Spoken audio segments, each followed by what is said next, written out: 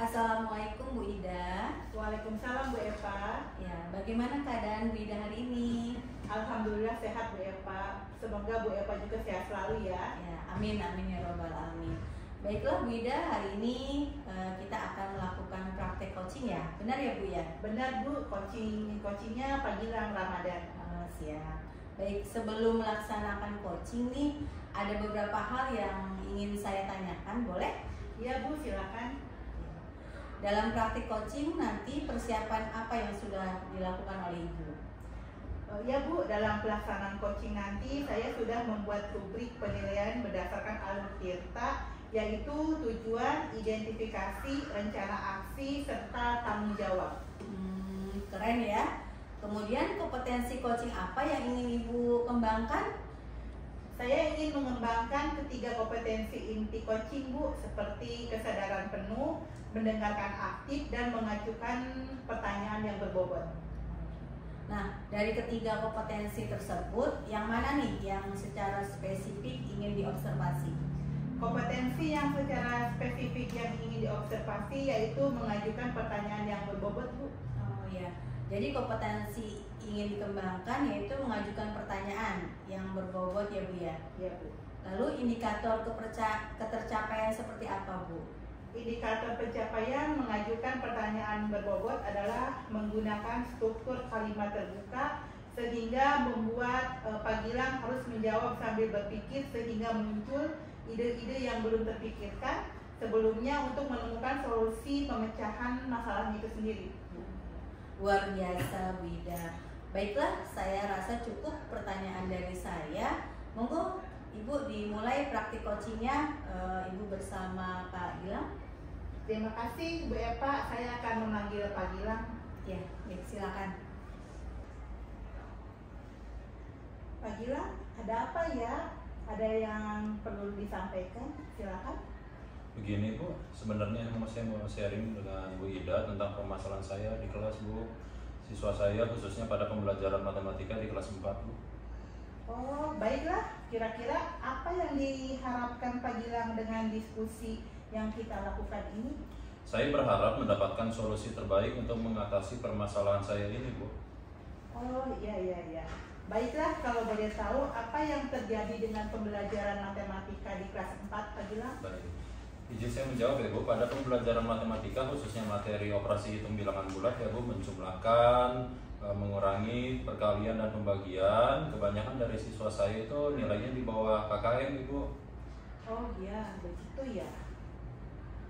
Kira-kira yang membuat siswa nilainya menjadi rendah atau di bawah KKM menurut Pak Gilang sebenarnya itu kenapa? Iya Bu, padahal kalau saya sudah merasa ya saya sudah berasa semaksimal mungkin dalam memberikan pembelajaran, tapi masih saja siswa sepertinya tidak paham dan antusiasme mereka terhadap pembelajaran matematika ini masih kurang Bu. Oh iya. Kira-kira siswa itu tertarik tidak dengan pembelajaran matematika yang Pak Gilang sampaikan? Kalau saya lihat ya Bu, dari siswa saya sepertinya kurang tertarik dan kurang antusias terhadap pembelajaran matematika sehingga dalam pembelajarannya menjadi tidak aktif Bu. Jadi motivasinya kurang terhadap pembelajaran matematika ya Pak Gilang? Iya benar Bu. Biasanya Pak Gilang menggunakan media pembelajaran apa ketika sedang mengajar? Biasanya saya menggunakan media konvensional Ibu dengan pembelajaran metode ceramah. Jadi peserta didik saya berikan stimulus mengenai operasi hitung bilangan mulai dari bilangan bulat, lalu mereka bisa menyimpulkan. Lalu mereka juga saya berikan latihan-latihan mengenai operasi hitung tersebut. Selain itu saya juga memberikan catatan kecil di materi di papan tulis Ibu. Oh, jadi Pak Gilang mengajar pakai itu saja ya dan mencatat materi di papan tulis begitu ya Pak. Selain itu menggunakan media apa lagi? Sepertinya itu saja Ibu. Oh iya. Pak Gilang sudah pernah mencoba metode pembelajaran yang lain sebelumnya? Kalau metode yang lain sementara mungkin saya masih sebatas diskusi kelompok dan tanya jawab antar siswa Ibu. Oh, diskusi ya. Baik. Menurut Pak Gilang dari angka 1 sampai dengan 10 kira-kira upaya Pak Gilang dengan menggunakan buku teks mencatat atau diskusi berada di posisi angka berapa untuk membuat anak fokus dan memahami materi matematika yang Menurut pelajaran? saya posisi upaya itu masih di angka 6 Ibu, karena ya hasil belajar siswa masih belum signifikan menurut saya Bu. Oh iya iya iya, baik. Jadi masih di posisi 6 ya Pak. Bapak ingin meningkatkannya menjadi angka dalam berapa minggu ke depan? Maunya saya sih ditingkatkan sampai dengan angka 9 deh Pak. 9 ya Pak, seperti itu ya. Baik, saya akan mencoba menyiapkan proses belajar dulu Bu, dengan cara mampu meningkatkan motivasi dan keaktifan siswa dengan mengakomodir gaya belajar siswanya Bu. Untuk bisa menyiapkan proses belajar yang mampu meningkatkan motivasi siswa dan mengakomodir gaya belajar murid-murid Pak Gilang, apa saja yang sudah Pak Gilang lakukan? Yang sudah saya lakukan, saya mencoba membuat RPP berdiferensiasi yang di dalamnya terdapat metode pembelajaran yang inovatif dengan metode diskusi yang disesuaikan dengan minat siswa Bu, serta menggunakan media pembelajaran yang lebih menarik seperti penggunaan PPT bersuara atau video pembelajaran yang ditayangkan, seperti itu Ibu. Nah, itu sangat ide yang bagus Pak Gilang. Apalagi yang perlu ditambahkan dilakukan dengan hal yang berbeda supaya murid Pak Gilang bisa fokus menyimak penjelasan Pak Gilang saat Pak Gilang mengajar dan mengakomodir gaya belajar siswa? Iya, mungkin saya akan memberikan latihan-latihan soal yang lebih bervariasi sesuai dengan kemampuan dan gaya belajar mereka, baik dari visual, kinestetik maupun auditori. Saya juga ingin menyelipkan permainan-permainan atau games dan juga praktik, seperti misalkan mereka kita mencoba dengan menghitung dengan garis bilangan. Garis bilangannya bukan hanya di papan tulis dengan garis-garis seperti itu, kita variasikan dengan petak-petak yang ada di lantai keramik. Misalkan 5 ditambah 8, ya berarti dimulai dari 0, melangkahkan 5 ke sebelah kanan, lalu dilangkahkan 8 lagi ke sebelah kanan kembali. Nah, hasilnya seperti apa? Seperti itu Ibu. Wah, mantap sekali Pak Gilang, sungguh luar biasa. Baiklah, dari yang sudah Pak Gilang sampaikan tadi, bisa tidak Pak Gilang menceritakan kembali kelak apa yang akan dilakukan? Baik, kedepannya pada saat mengajar saya akan melaksanakan RPP berdiferensiasi Bu, yang sudah saya buat untuk mengakomodir gaya belajar siswa seperti menggunakan proyektor untuk menayangkan media PowerPoint atau video pembelajaran. Kemudian siswa juga dicoba untuk melakukan percobaan-percobaan melalui diskusi kelompok, lalu sharing tanya jawab antar anggota kelompok, yang diharapkan setelah siswa mengerjakan latihan soal, siswa tersebut akan meningkatkan minat belajar mereka, serta mereka juga diminta untuk mempresentasikan hasil kelompoknya sesuai dengan bakat minatnya. Agar tidak monoton dan lebih menarik, saya akan memanfaatkan gadget ini. Luar biasa sekali itu Pak Gilang. Itu rencana yang bagus Pak. Jadi Pak Gilang ini sebenarnya mampu menyelesaikan masalah sendiri. Nah, setelah melakukan upaya tersebut, kira-kira ukuran keberhasilan dari Pak Gilang yang dilakukan seperti apa Pak? Ukuran keberhasilannya dari upaya ini yaitu siswa lebih fokus terhadap pembelajaran, sehingga motivasinya meningkat, sehingga berelasi positif terhadap peningkatan hasil belajarnya. Juga saya harap tidak ada lagi siswa saya yang mendapatkan nilai di bawah KKM. Ya, jadi ukuran keberhasilannya yaitu siswa lebih fokus ya Pak, sehingga motivasi meningkat, hasil belajar juga meningkat, dan tidak ada lagi siswa yang mendapatkan nilai di bawah KKM. Iya, begitu sepertinya Bu. Kira-kira komitmen apa yang dilakukan Pak Gilang selanjutnya? Mulai besok, rencananya saya akan menyiapkan LKPD yang mampu mengakomodir minat siswa, media-media pembelajaran seperti PowerPoint, video pembelajaran, dan peralatan yang digunakan saat permainan nanti. Oke, lalu siapa yang akan membantu Pak Gilang melaksanakan komitmen tersebut? Insya Allah saya akan dibantu oleh rekan saya yang kebetulan beliau adalah operator sekolah di sekolah saya, yaitu Ibu Sinta. Oh, Bu Sinta operator sekolah ya Pak? Iya betul Ibu, betul. Ya bagus juga, jadi nanti bisa sharing bersama Bu Sinta Pak Gilang menemui kendala misalnya dalam membuat PPT, video pembelajaran, maupun dalam menggunakan alat peraga pada saat permainan.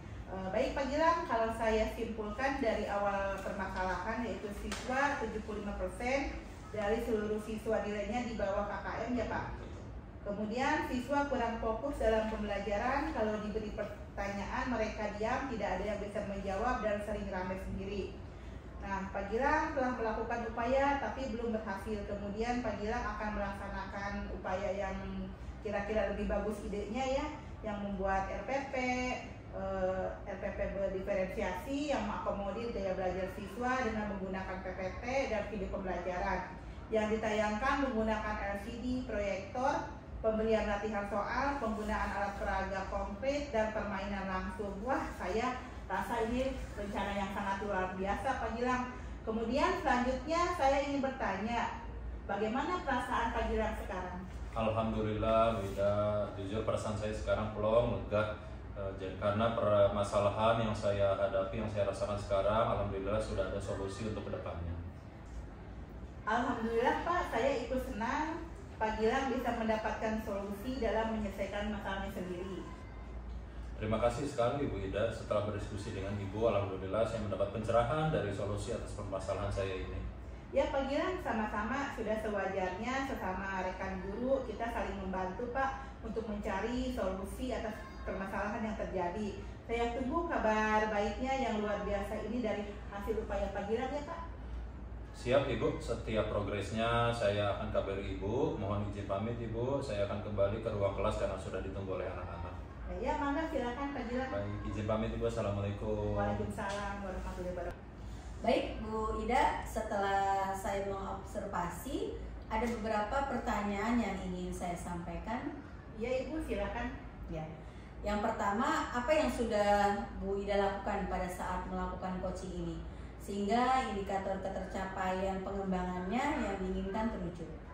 Setelah saya melaksanakan coaching tadi ya Bu, saya rasa saya sudah menggunakan struktur kalimat terbuka sehingga membuat coach harus menjawab sambil berpikir, sehingga juga muncul ide-ide yang belum terpikirkan sehingga coach mampu mendapatkan solusi dari permasalahannya itu sendiri. Oh iya Bu, memang benar sekali. Seperti yang terlihat oleh saya tadi, Ibu sudah hadir penuh ya, terus yang mendengarkan aktif serta mengajukan pertanyaan berbobot yang bersifat terbuka dan eksploratif. Dan hasilnya Koci pada saat menjawab sambil berpikir, dan Koci juga tergali potensi untuk memunculkan ide-ide yang belum terpikirkan sehingga mampu mendapatkan solusi dari permasalahannya sendiri, begitu ya Bu? Ya Ibu, benar. Untuk kedepannya, kompetensi apa lagi yang ingin dikembangkan berdasarkan hasil melakukan coaching yang baru saja dilakukan? Kedepannya saya ingin mengembangkan kompetensi mendengarkan aktif Bu, agar saya dapat percakapan coaching itu lebih fokus dan pusat komunikasinya itu pada diri coach. Juga agar saya itu kedepannya menghindari penilaian terhadap coach secara pribadi yang mampu menghambat kompetensi mendengarkan aktif seperti asumsi, melabel, serta asosiasi. Baiklah, mudah-mudahan di kesempatan lain saya juga bisa melihat bagaimana Bu Ida mengembangkan kompetensi mendengarkan aktif dapat terlaksana di kegiatan coaching selanjutnya. Terima kasih Bu Ida untuk hari yang luar biasa ini. Sama-sama Bu Eva, Assalamualaikum. Waalaikumsalam warahmatullahi wabarakatuh.